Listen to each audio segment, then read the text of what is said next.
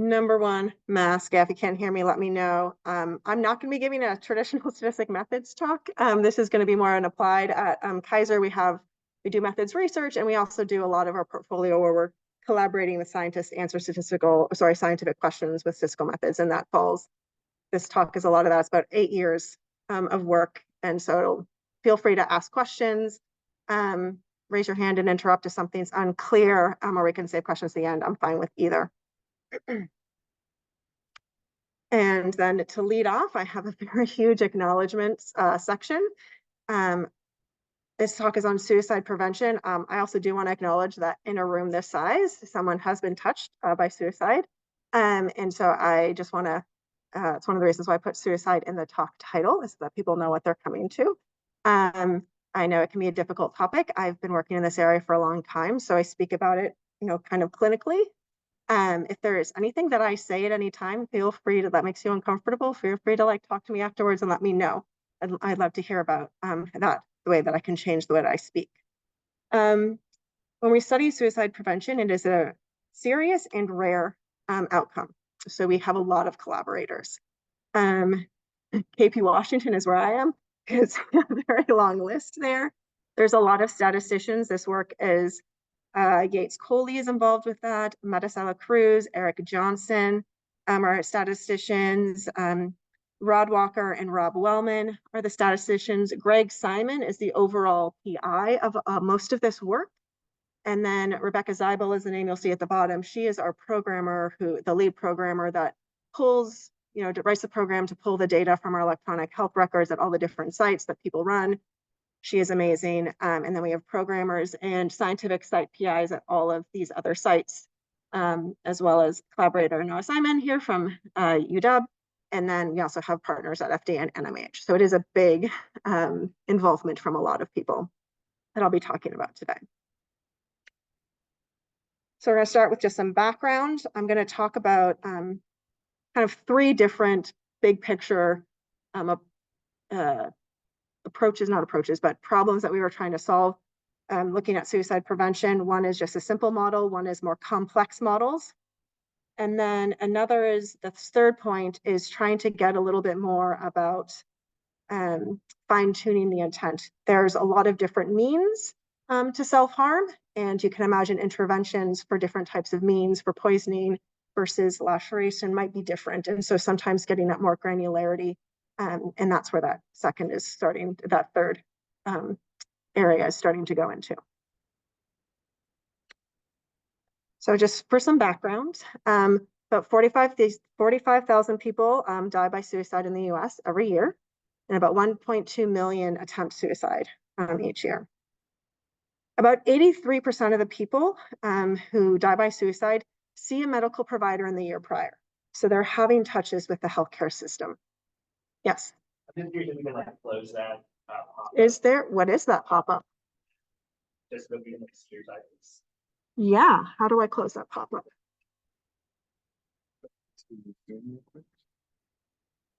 Thank you for, I didn't even look at that. What do I close this? You're gonna share screen again? Mm-hmm. So just click this. Click this. Yeah. Now it should be fine. Thank you so much for pointing that out. And now we're not sharing the right thing. Go to the presentation mode again. Go to where? Should be. Oh, so I went out of presentation mode is what you're telling me. Thank you. And then screen share. I want to. No, it's screen share. now go to. So I'm gonna share this. That one. You want me to share my screen? They're gonna know, because then they're gonna see my presentation mode, right? Right. So I'll do this, and then I'll do this. No? No screen. And then we're gonna wait. Alt-Tab.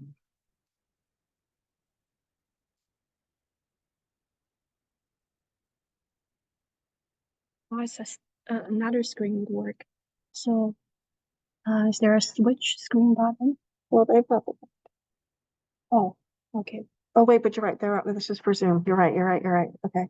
Yeah, the whole display settings. We need to go up there and change it. Right? I think now we're. Oh, now it's good. Okay, I don't know now what. we're good. Okay. Okay. Yep, he's on Zoom, I think. Thank you. Sorry for that interlude. All right. We are all on board. We can see my titles. All right. So people have connection with a medical provider prior to suicide. And so from a healthcare system standpoint, this is an intervention opportunity. One of the challenges with self-harm and suicide is that risk varies across people. It also varies over time. And quite a few of the interventions that we know work are quite intensive. And so trying to figure out who to target those interventions for, especially with limited resources, is important. And so that's where the idea of suicide risk prediction models come in. If we can identify those at risk, then we can do something to offer them interventions. And so the idea behind this is partnering with a health system. We build a risk model that would run in the background in an EHR, and then an alert would pop up to a clinician or provider, either when they're in the room or when a patient is about to come into the room, to let them know that the individual that they're speaking with might be at risk for self-harm or suicide. So that's the idea for how this would be used. Okay, so the data we're using, so I just said EMR and clinical data, just to be kind of clear. So we have both what a lot of people refer to as administrative claims data at Kaiser, provide insurance to people. And so administration of claims data is what is submitted when a claim goes to your insurance company, and it's linked to your coverage. This is all specific to the US, of course. And it generates some basic information, IC9, IC10 codes, what's called CPT codes, pharmacy fills, things like that.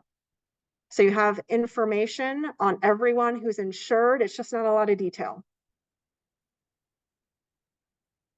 Electronic health records, that's what your doctor is typing in, or your clinician that's typing in when you're talking to them in the room or your appointment. That's a link to a healthcare system or a provider. At Kaiser, we have both on a large population of individuals. That's not always the case. And you have a lot of rich information in the ER, like laboratory results, vital signs. We have medical imaging as well. The type of data that we've been mostly tapping into is what I called structured data. That's still the codes or things that you can get easily. We're not in this work doing NLP, which you might have heard is natural language processing, or looking at like manual, you look in your, online notes of your doctor, they'll write like a nice little summary of in their own words of the visit. We're not looking about that. We're looking at more structured data. Okay, you're not supposed to read this. Okay, this is just up. This is the web that is our data resource to kind of give you a picture when I'm talking about Rebecca Zeibel writing a program to pull in different things. We have what's called a virtual data warehouse that pulls in a lot of these things special, but then we do have to have our programmers go out and pull special things from different locations. And this is just to kind of give you a sense for why we need that full first page of acknowledgements, is the amount of work that goes into like pulling this information all together, just even before you get to the statistical analysis section. All right, so our first try at suicide risk prediction happened a long time ago, probably 8 or 9 years ago. We used a sample of about 10 million outpatient visits. If you're not familiar with the term outpatient, that means you walked into the building and you walked out of the building from your visit. It's not, you weren't hospitalized after or anything. It's that's just about outpatient means. And you can also use the term ambulatory. Those 10 million visits were made by about 3 million people. So some people have one visit, some people have hundreds of visits. That is the nature of healthcare in general, and in particular mental health care. There are 7 health systems involved in this work. The data we pulled is kind of old now for this, but it's 2009 to 2015. We focused on individuals 13 years and older. You can see that the health systems are pretty far around the US. The outcome that we're when I say suicide risk prediction models, I'm specifically thinking about suicide attempts, both fatal and non-fatal, in the 90 days following a visit. So that's what we're trying to predict. That outcome window of 90 days was something that was actually determined with providers. Thinking about, if you're thinking about someone at risk, trying to, like, if someone's risk is, 9 months away, that's really far, and the interventions aren't really designed to look at risk that far out and prevent it. But 30 days from a statistician point, they would love 30 days or 2 weeks. And I'm just like, I'm sorry, even with this many million people, I don't think we have the power. And so that was kind of how we came about that 90-day window. We have about 24,000 unique non-fatal suicide attempts and about 1,200 suicide deaths in this sample. Non-fatal suicide attempts come from EHR and claims. So a lot of suicide attempts are not seen at your primary care physician. They're often in the ER. And so that's where a lot of our self-harm events information come from. Then fatal suicide attempts are ascertained from mortality records, the state level. Once again, don't really need to read all the details, but just to give you a flavor of the predictors that we're thinking about. These are all in the realm of mental health utilization or mental health conditions. We're focused on that. And this is a mental health seeking population. So that first visit was mental health care visits, specifically to a mental health specialty provider. It had 13 different diagnoses, depression, anxiety, the usual, as well as traumatic brain injury, which has been linked to self-harm utilization. So you'll see inpatient, that's another word for hospitalization, and emergency department. As well, we have prior self-inflicted injury or self-harm. That is a very strong predictor of future self-harm. So that's in there. We have prescription drugs. The patient health questionnaire is a 9-item questionnaire that's used a lot. There's many different depression questionnaires out there. This is one that is used by all these health systems. The first 8 items are usually used as a summary measure of symptoms of depression and severity of that, where a higher number is more severe symptoms. And the 9th item specifically asks about thoughts of death and self-harm. And that is what we usually use to measure suicidal ideation. We also have your standard demographics. If you're not familiar with the Charleston, it's a measure of comorbidity that kind of looks at things like cancer, cardiovascular disease, diabetes, and kind of puts it together as a measure, as well as different sub-items. All right, that was a lot of information. Hopefully you got that. Okay, so those are our general categories of predictors, but then we have to think about how are we going to use them in time. The way we did this was actually pretty academic, as we sat in a room and kind of thought about what made sense. I'm going to be entirely honest, this is how this went. We had a bunch of scientific experts in the area and thinking about there's things that are happening right now. I'm currently writing down your recorded score in the PHQ. I'm currently prescribing you an antidepressant. That happens today. Then there's things that happened recently to you. So we defined recently as 3 months, the past 12 months, and then the past 5 years. We specifically treated today separately, and that is more of an informatics type thing. There is a lot of systems that can't integrate what's happening right now into a big picture thing. And so we wanted to be able to pull that out to see if we could perform well without that information, so that it would be more transportable to different health systems. So at the end of the day, we ended up with about 450 predictors from all these different, using time and all that previous slide.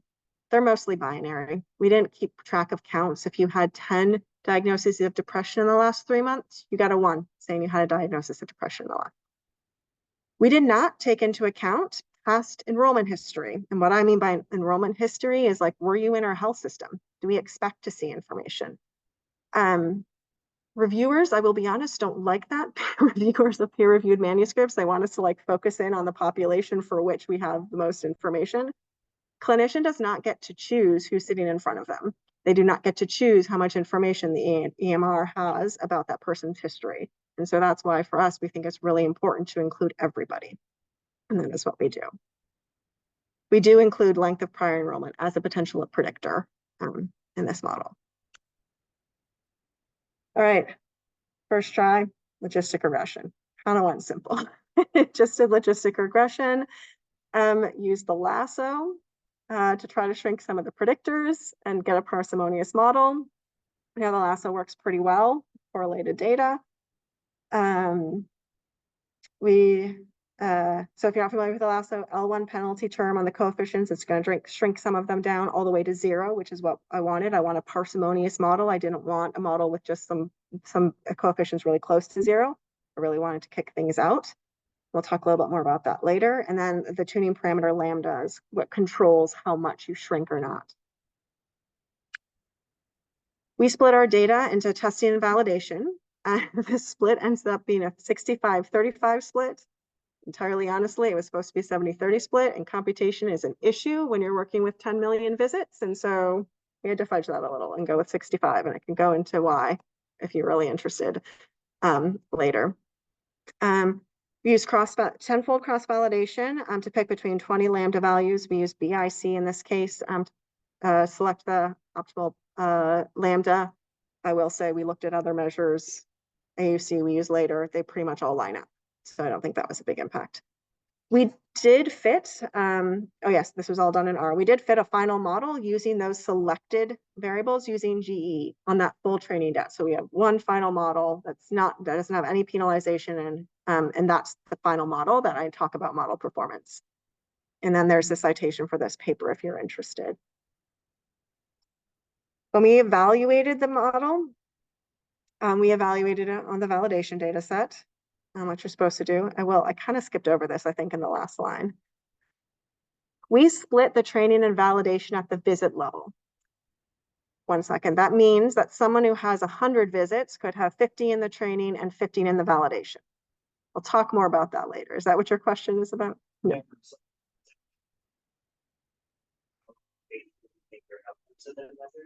So I imagine that someone where like there's a record of them in like the state mortality data, they died. Like you're confident like your ones are truly ones.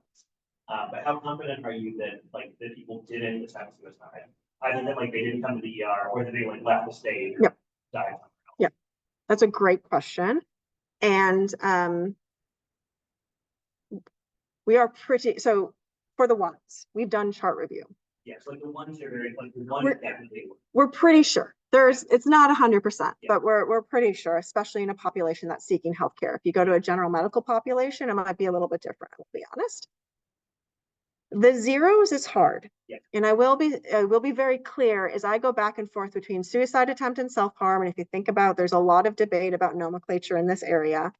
The code actually says self-harm intent, but we are focusing on things that for which individuals sought care. There's absolutely self-harm that exists out there that never comes to a medical attention. That is for sure not in here. Then there's another category where someone came and someone didn't code intent.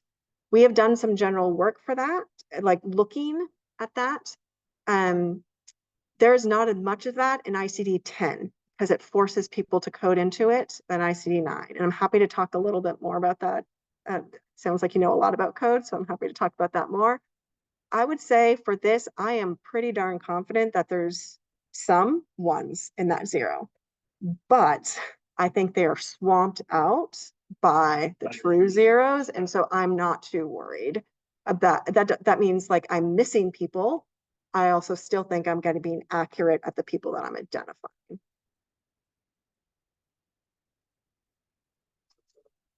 I think the final model was good with many that I passed.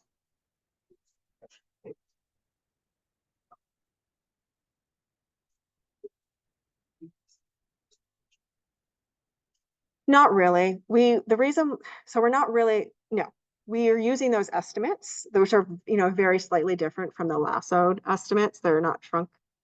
But we knew that people are going to want to look at standard errors. And so we wanted to just give them reasonable ones, even if it's the p-value is not the completely legitimate one. So that's why we ended up refitting it. Also because we have correlated data and I could take care of that really easily using GEE in a final model, which is a little bit more complicated when you're thinking about standard errors in a lasso of correlated data. So we have correlated outcomes. Does that make sense? No, totally. But only because the ones I've asked, so the 7 pairs Yes, First round. completely correct. And we're not actually doing formal inference. We provide the standard errors so that people can get a sense, but yes, we do know that they're underestimated. All right, so performance, we looked at AUC, sensitivity, positive predictive value. Those are kind of underlined because those are the ones we highlight the most. We also looked at what's called calibration tables. If you're familiar with those, we'll see those. We calculated confidence intervals on these performance measures using Bootstrap. I want to say 10,000 replications. Maybe it'll be on a slide later. So these simple models perform pretty well. We have an AUC about 0.85, really nice tight confidence interval as you get with the sample size this big. Here's the, let's see. So over here, we've got our sensitivity specificity on the left. And the positive predictive value. I will just say we're gonna have low positive predictive values. This is a rare event, okay? To have 10% of individuals in a strata having risk of self-harm in the following 90 days, that's a high risk. Okay? That's something you'd probably want to do something about. The table on the right is what we call what our calibration model is, right? So our predicted risk, that means for the greater than 99.5th percentile, we took all of the probabilities in that strata, averaged them out. That's the average predicted risk. And then we looked to see how many observed events happened. And that's what not the number of observed, the proportion, sorry, that had an event. And then I just put the percent of attempts that fall into each of those, just so you can kind of get a sense of not really power, but like how much information is going into each of those estimates. All right, so now we're going to more complex models.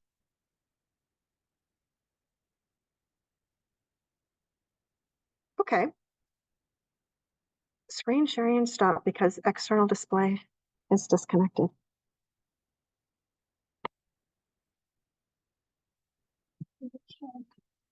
So I reshare my screen or? Yeah, go ahead and reshare your screen. Okay. And Here, do you want to drive? Move over.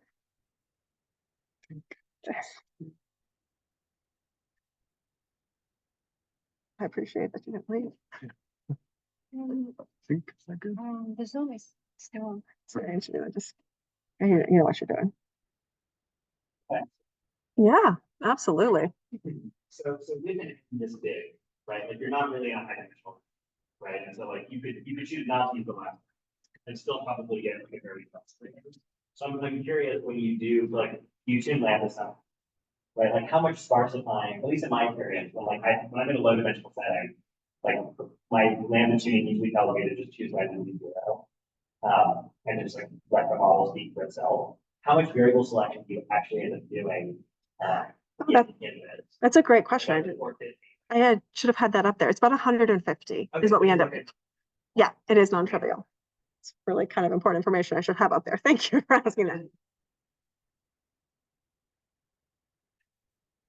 Part of the idea that it's like easier to get clinicians trusted if they can actually interrogate what variables are used. So yeah, for that first round, honestly, it was us that wanted to interrogate the data. So like if you have a model and like somehow the Charleston is the biggest predictor, like we wanted to be able to look because it was really, this is the first time we had done and many, like I think the VA had done something similar, but not many people had done this with this large data resource and using clinical data in this way. And so we wanted to have some comfort in the data, and we got that comfort by coefficients that made sense, on predictors that made sense. So that is one of the main reasons why we kept it really simple, is because we as humans needed to process the information in the output. And I'll talk more a little bit later about the like informatics and pragmatic reason for why you'd want fewer predictors, because if you're going to implement this in care, it makes a difference. Yeah.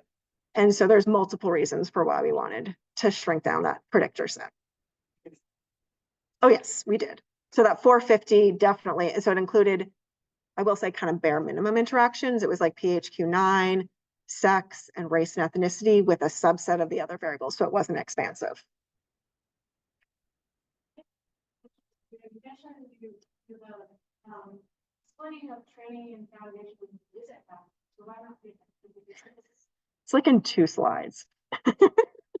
Thank you. Great question. We did it at the visit level because Susan made a decision, and I can explain that decision, but we do it differently now.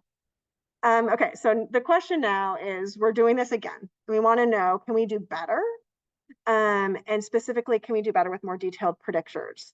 So when we talked about time, right, it was past 3 months, 1 year, 5 years, it's pretty big chunks. We do know that there is some important pieces. We know that people who have recently been diagnosed with a psychotic disorder, they're at current elevated risk. And there's other things that actually relate to timing, specifically starting a new medication, sometimes ending a medication. And so we tried to involve timing and the number of times. If you have 10 depression diagnoses, that might mean something different than if you have 1, that kind of information. So that's what I mean by more detailed predictors. We also did integrate prior enrollment history and fancier in a variety of ways. And so we went from that.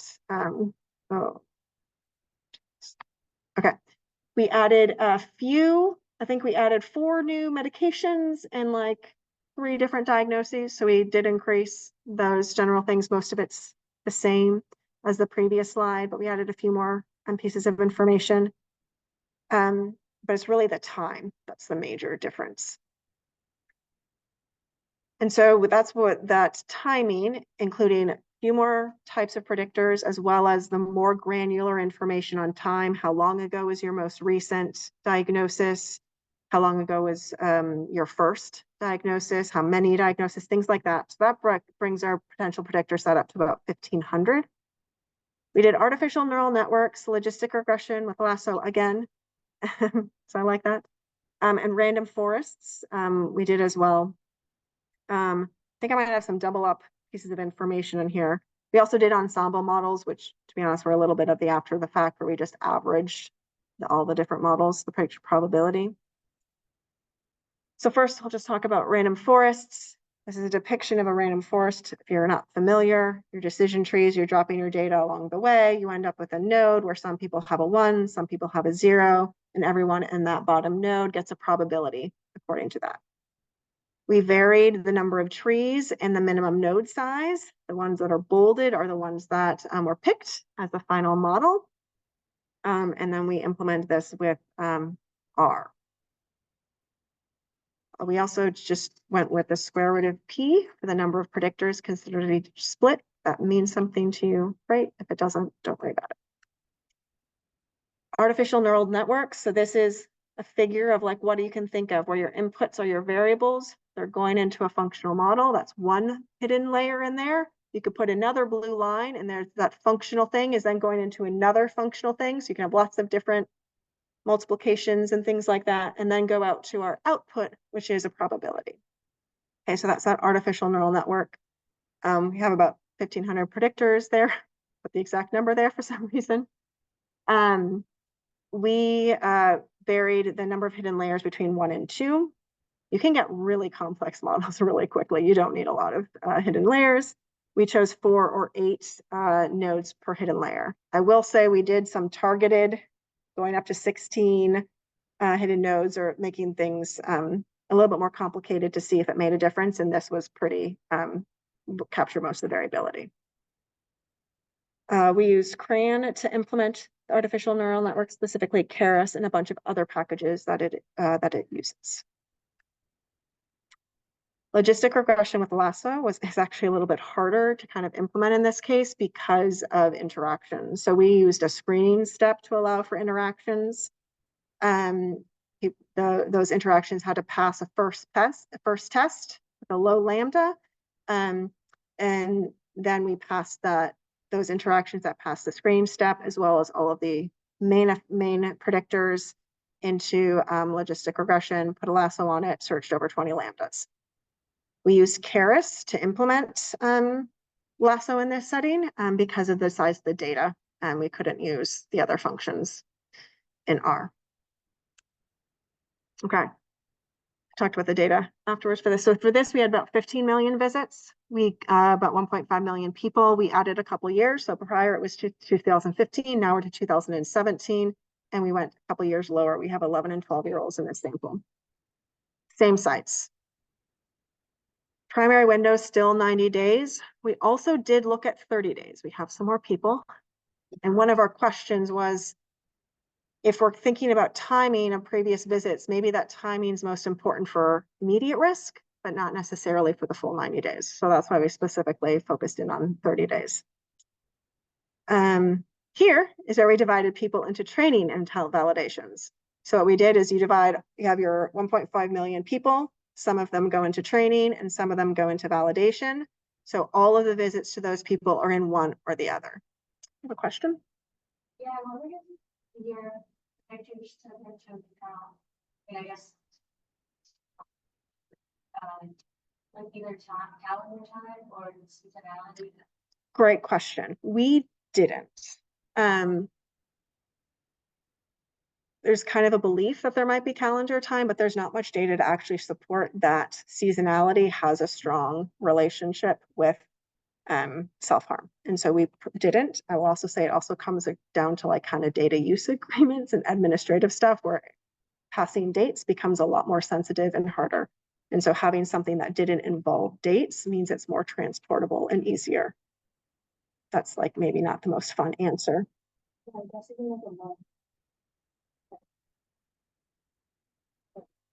Yeah, we didn't include that. So we have people that go into training and validation. The prediction is at the visit level, once again. So that's why I did it earlier at the visit. I will say with Lasso, it doesn't really matter because Lasso is really nice and it smooths. Random forest and neural networks, on the other hand, can like go down to like a person. And then you get like, performances of 100%.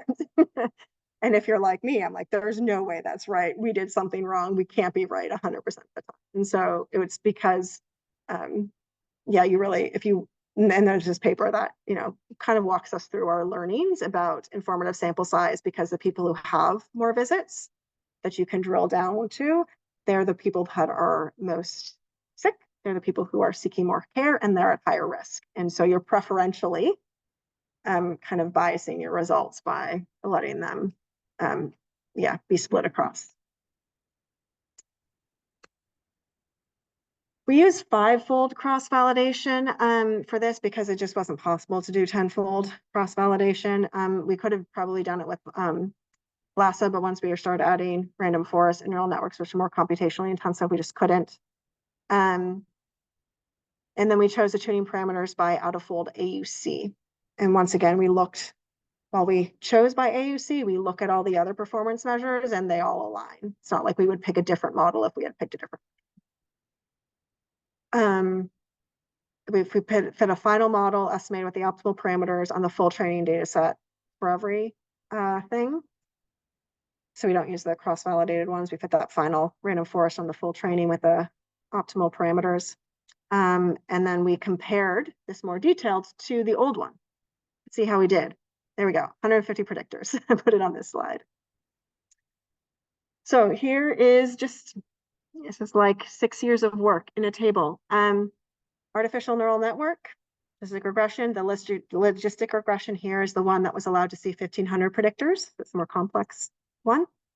And in that logistic regression, did select like 850. Like it selected a lot of variables. It didn't go back down to like 150. It was quite a few.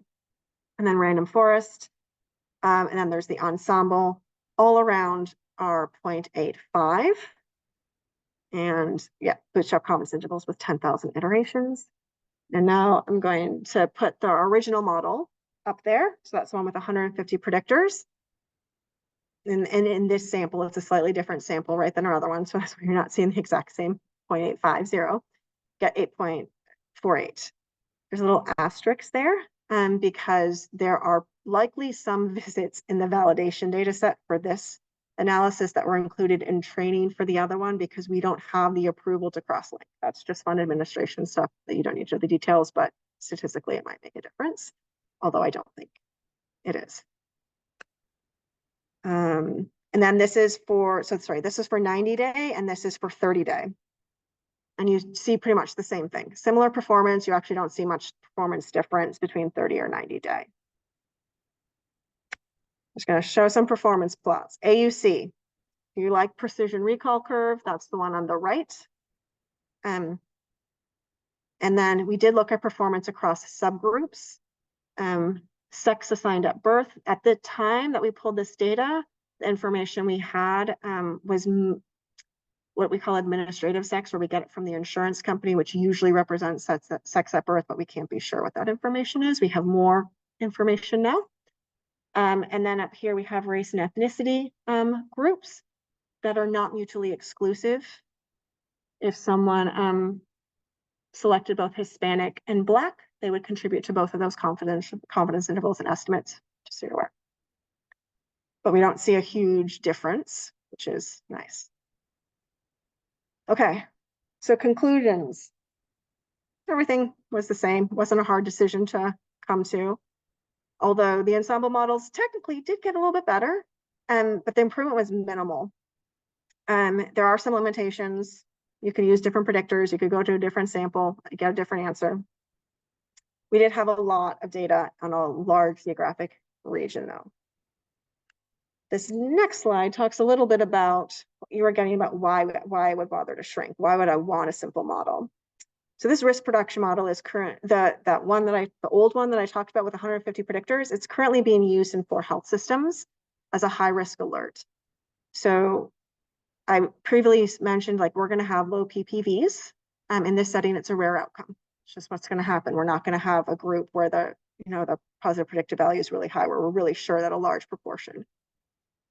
That also does, we need to think about what the interventions we're doing, especially in suicide prevention. I will say, unfortunately, a lot of our interventions are coercive, potentially harmful.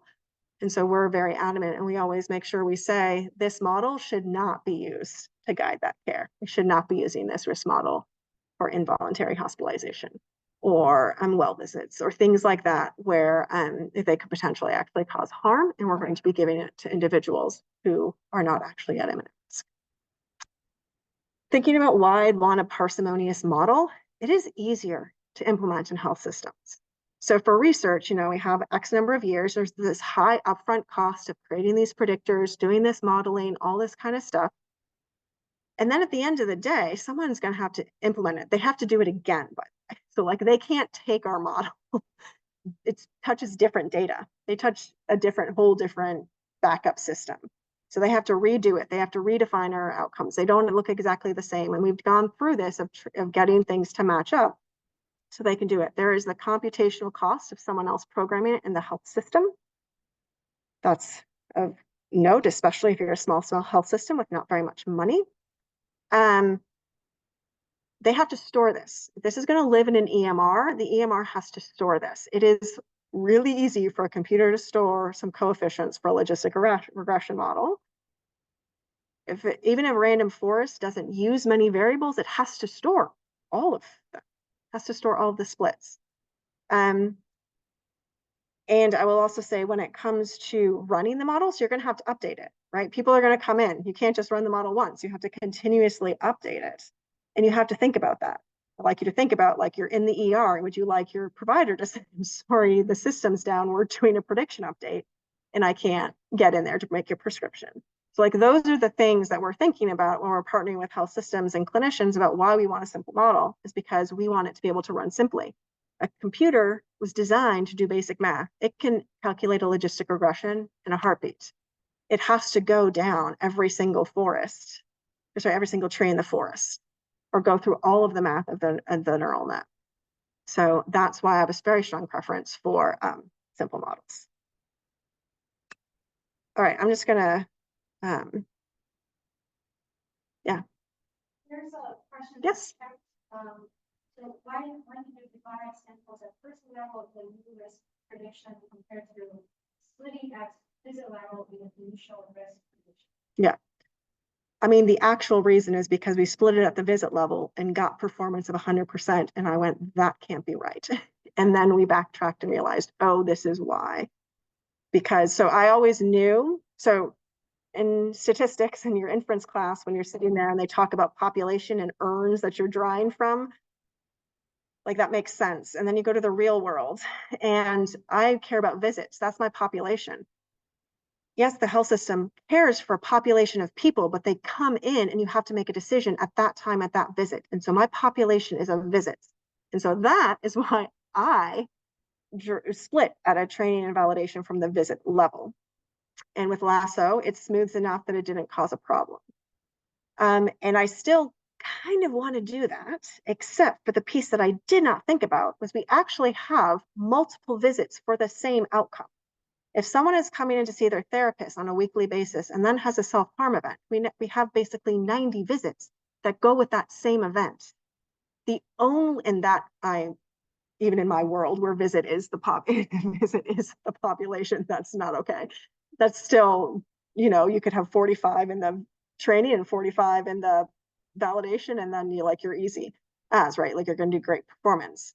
And so the only way to make sure that all visits that go with the same outcome are in different training and validations is to split completely at the person level for training and validation. So that is the long-winded reason. And it's good to say this out loud, because I remember in grad school thinking that you didn't make mistakes when you grow up, and you do.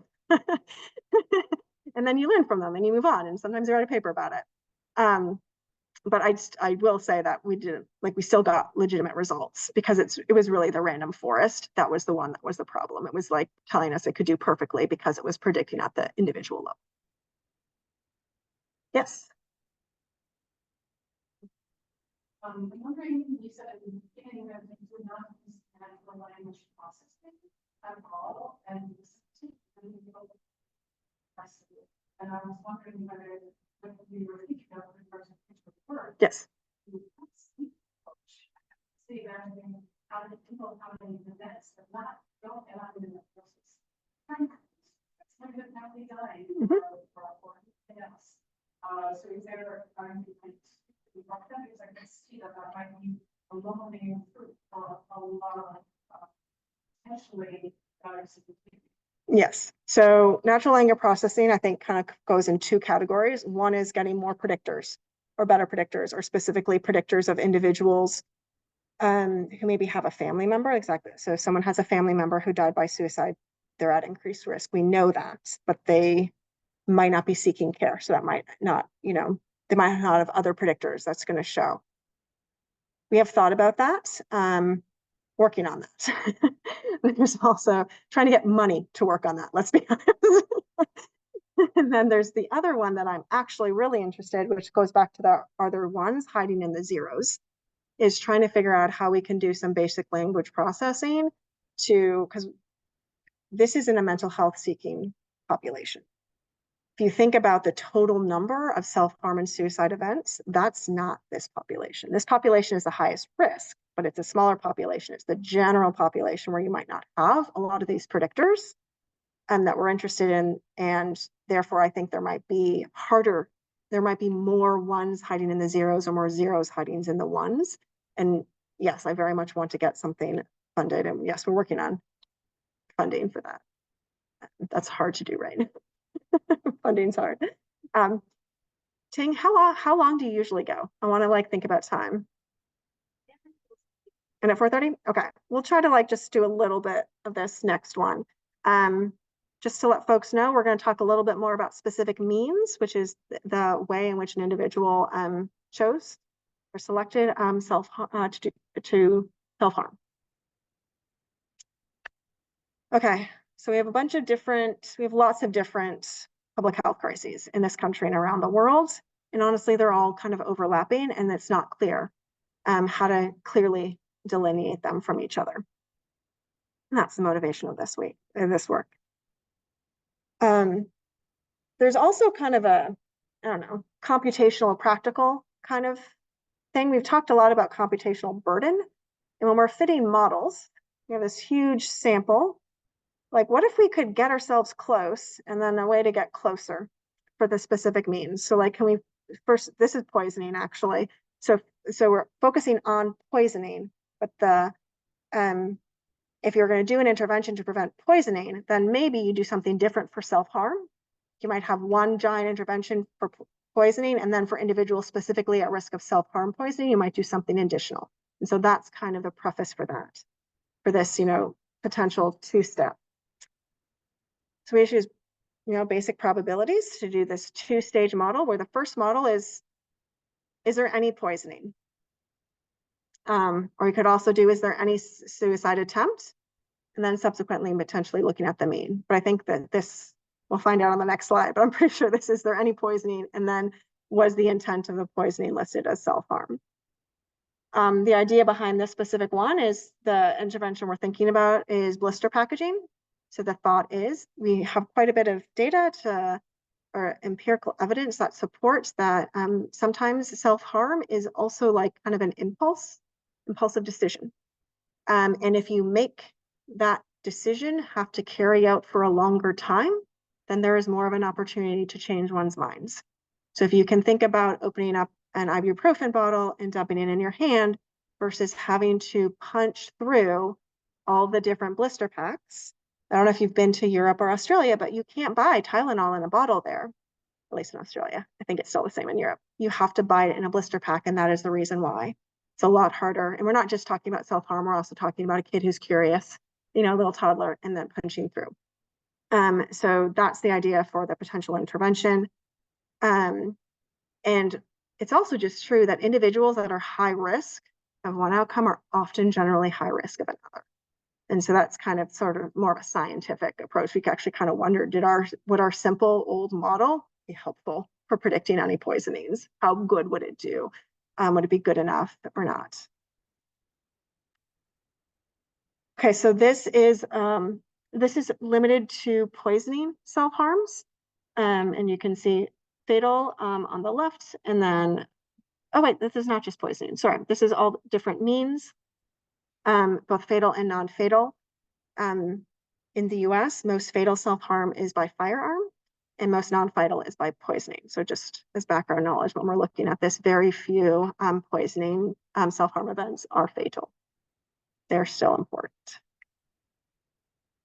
Okay, so the way we're fitting these models is we're first going to have a model that's any poisoning or not, and then we're going to go among the people who experienced a poisoning, self-harm, or accidental. I just have self-harm or accidental here. There are other options, but we just focus on the self-harm versus accidental.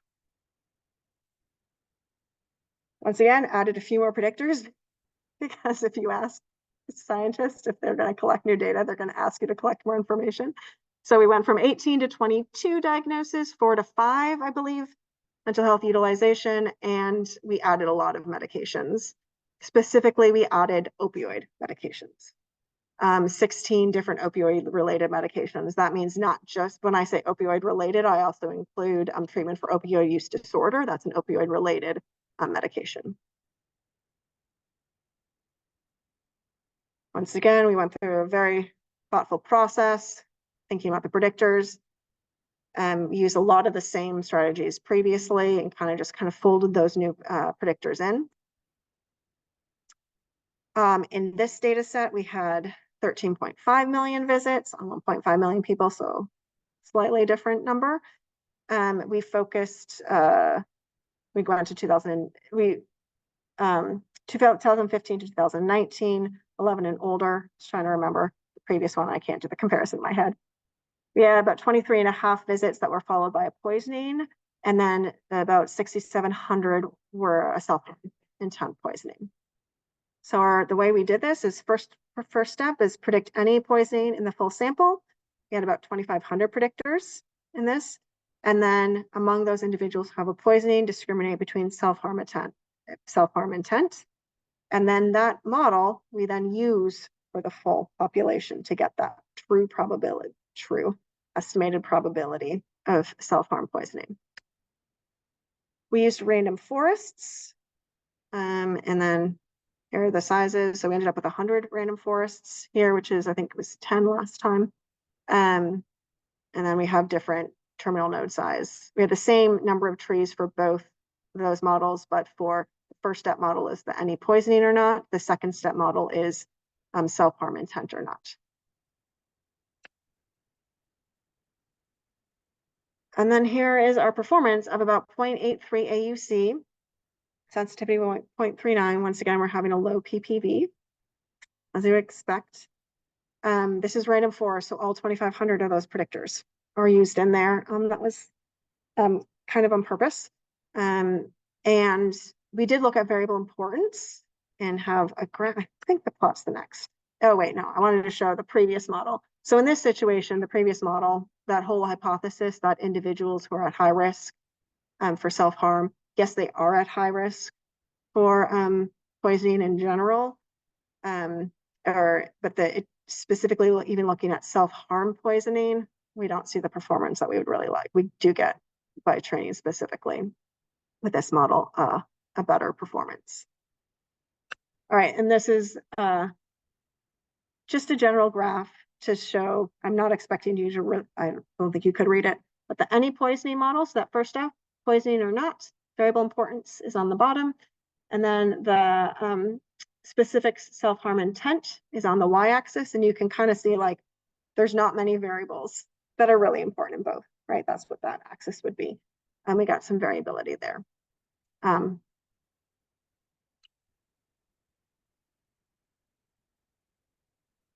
Good. And I'm running out of time. I went through that fast enough. But you probably still have questions if I went through that really fast. So we did use random forest to use all the predictors. Regression is more transportable. We've talked about that.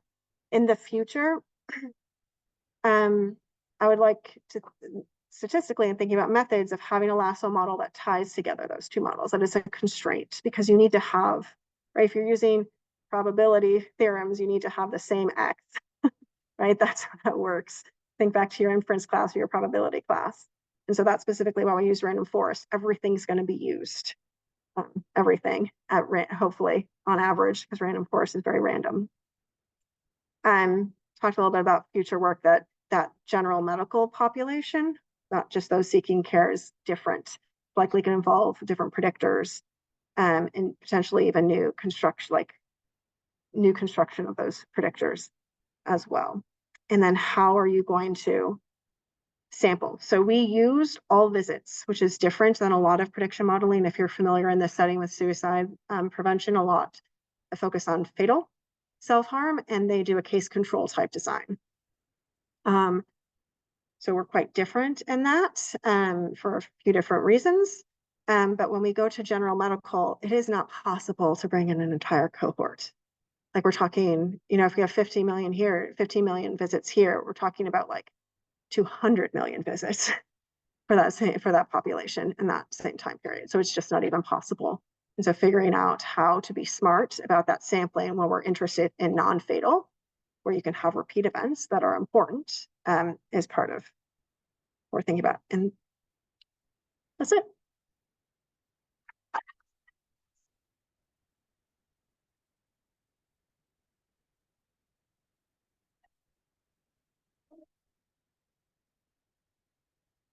So for the high risk alert thing, I'm currently with future, like what exactly does a high risk alert system look like? Like Yeah. then like after the healthcare visit, the number pops up on the screen and then the clinician can immediately live right there and talk, or is it like it alerts another healthcare worker who like calls a person, or Yeah, it's a great question. here's about what it either looks like now or what it actually. Yeah, that's a great question. And the answer is honestly, it can look at any and all of those things. The way it is currently implemented in our health system is the model runs, it's only updated once a month because of constraints, of computational constraints. Then the clinicians know that. So they know that if it's February 28th, the information that's fed in was before February 1st. They know that, or at least we've told them. And then it's actually before the visit. So when before a clinician sees you as a patient, they hopefully look at your EMR and get some information. And specifically for suicide prevention, we have multiple things. So someone often fills out the PHQ-9 before the visit, either at home or in the waiting room, and it's electronically transferred. If someone responds a 2 or a 3 on the item 9, saying at least half the days they've thought about self-harm, same thing, it automatically sets the alert. So the prediction is not the only thing that feeds into that alert. And it's and it specifically just says to the clinician, I mean, I'm not a clinician, so I can't actually physically tell you what it looks like because I'm not allowed to see stuff like that. But it is like a color, like this is, follow our suicide prevention protocol. And there is a specific protocol that people need to be called within X number of hours of their initial visit and things like that. So there are other health systems that are using it to outreach to people, to call people, especially if people don't show up to their visits. So it can be used in a number of different ways. But in our health system and the way we designed it was more of that before someone comes into the room, but to do something in the room.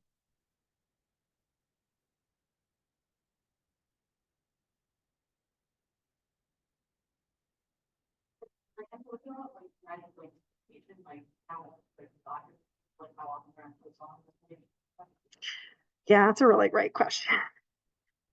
There's some grants right now to be better at implementation. I mean, to be honest, it's a little bit hard because we don't have a lot of great interventions for suicide prevention. So just going to preface it with that. And by great, I mean, we don't have a lot that work well, that are patient preference, and that actually involves patients in that care in a healthy way, a respectful way. But yeah, I don't think it's being used as much as we would like it to. And so there's actually a junior investigator, Julie Richards at our institute, that's looking at how we can do that better. Yeah.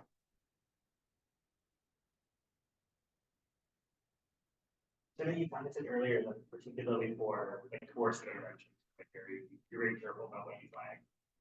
But if I think about like flagging that for like a general practitioner as opposed to like mental health professional, are you worried that even then like intervention would be iatrogenic, right? And like in some way by like discussing suicide with someone who is maybe not thinking about it, but doing so in like an indelicate way, you're actually like, increasing risk? Or like I guess like how much, I guess the more general question is, I know you're thinking about implementation, you're worrying about it, but like what's the appropriate way to sort of like marry the model stuff with the downstream implementation stuff? Yeah. So there's a lot of discussion about that. There is some like belief that we can put ideas into people's head is kind of the way people describe it. I will say there's actually not a lot of evidence out there to support that. And I will also preface that I am not a clinician, so I'm clearly not having these conversations with individuals, but it is a great excuse to not have that conversation with individuals. What we have done, and by we, I mean not me, other researchers that are good at talking with patients, have talked to patients, specifically individuals with suicidal ideation who've already attempted self-harm, and they want their providers to talk to them about this.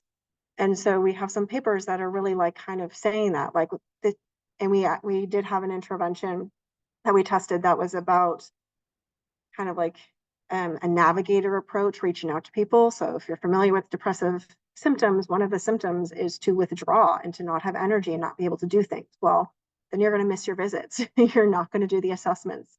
You're going to drop off the health system. And so the intervention was to call people up and assess risk and try to help them connect. And that was one of the concerns, was that having those conversations, especially repeatedly with people, we did not see higher rates in that group. I will say we also did not see reduction in rates in that group, unfortunately. Yeah, I will say that I have not seen a lot of solid evidence to say that having these conversations, but it's hard to measure. Just in your experience, like given the relatively low positive predictive value for all these models, I mean, it's remarkable work and very impressive. My main question is, do you think targeted interventions are really the best takeaway from this, or is it that we need to change our intervention strategy to actually access patients who are at risk? Yeah, I think both. I do think we're gonna targeting the really intensive, that is still there, but I do think that's one of, I'm a statistician, so I'm not inventing interventions. I'm not developing them, but I am telling all of my colleagues, I will design a randomized trial. I will design whatever, we need to have different interventions, especially at a population level.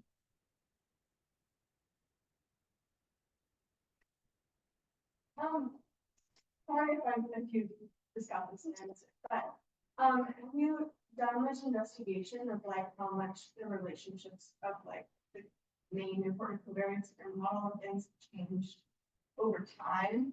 Like, for instance, I imagine like over the course of like the main part of like the opioid epidemic or like the COVID pandemic, like those profiles of that part of the population might look a little. We haven't done a lot of that, but we've done some of that. So one of the things we did do is, so that old model that was through 2015, we collected that 2016 and 17 data, and we saw how that model, who was developed on older data, did in those newer years. It did just as well. But we haven't specifically looked over like more granularly over time. We don't have a lot of studies right now that use specifically in prediction COVID data, because the outcome we know is measured differently. So people just were not seeking care. And so I know I'm going to be listening a lot more. And so that's why we haven't kind of gone into that. And even trying to assess performance, I don't even know if it can be done, because you'd have to somehow find the same people who would have sought care if there hadn't been, a global pandemic. So that's complicated. And, but healthcare like has changed. And so there is work to see, like, are we still doing reasonably well? We've kind of evaluated the performance a little bit in these new years. It looks like we're still doing pretty well. But we have not focused so much on, quite honestly, it's kind of like things like an opioid pandemic or blips. They're kind of blips on a really long history. And a lot of our predictors are things that transcend time, depression, prior self-harm, and those may go up and down a little bit with those things, but not as much as maybe we would think.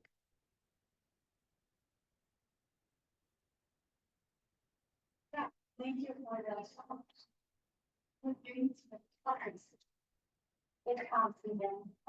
I have a question about this, the last part you talked about in stage model.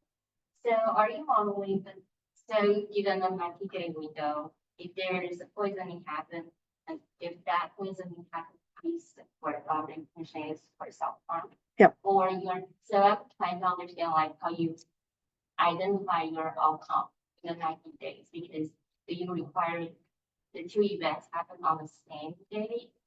Yeah, they're the same event. So like a poisoning occurred, was it self-harm or not? So it's the same event. That first model is predicting, did a poisoning occur? And then that second model is, was it self-harm or accidental? Yeah, conditional on that.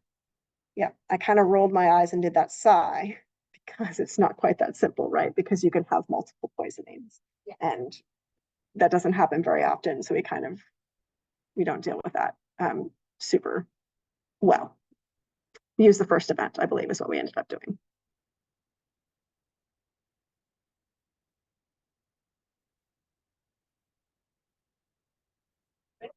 Thank you.